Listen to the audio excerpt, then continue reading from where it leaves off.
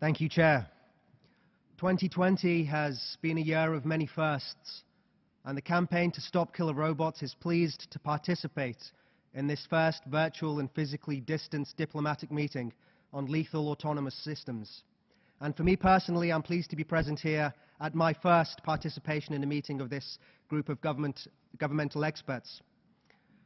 The campaign is glad to see diplomacy adapting to the uncertain new circumstances brought about by the COVID-19 pandemic, through transitioning into the digital world and making this conference accessible to individuals not here present.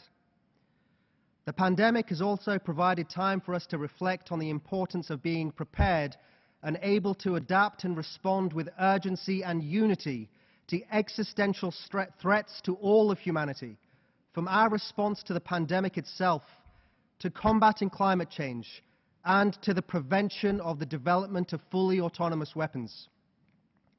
Respected representatives, a new legally binding instrument is now widely regarded as the only effective way to deal with fully autonomous weapons.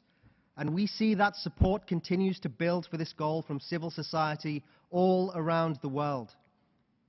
Since the last group of governmental experts meeting on killer robots in August 2019, the campaign has grown from 113 NGOs in 57 countries to now a coalition of 165 NGOs in 65 countries, which is a significant increase in just 1 year.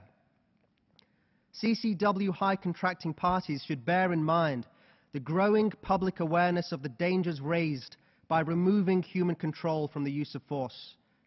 Many CCW states are already investing heavily in civilian robotics and emerging technologies. We say that they must immediately provide the necessary regulatory response to killer robots to avoid a technology backlash and for them to retain any competitive edge in the field of robotics. The clock is ticking, and we urge states to make up for lost time and to achieve measurable progress by the CCW's 6th Review Conference in December 2021.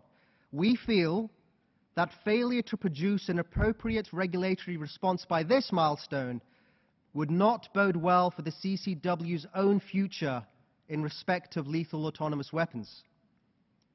Focused deliberations this week will help lay the groundwork for negotiating an international treaty or legally binding instrument, and is now urgently required to ban fully autonomous weapons and retain meaningful human control over the use of force.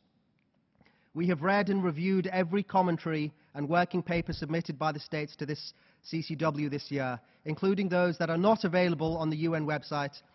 We shared our own CCW commentary in June and encourage all states that have not yet done so to provide submissions and make them publicly available. The campaign appreciates the commonalities paper prepared by the previous GGE chair. Several submissions highlight the need to determine whether or not international humanitarian law is sufficient, and many find a clear need for a legally binding instrument. But almost all submissions draw attention to the guiding principle on human-machine interaction, that desire to retain meaningful human control over the use of force provides a solid basis for collective action and focused discussion, and we look forward to urgent progress being made on this frontier. Thank you, Chair. The Chair thanks the distinguished delegates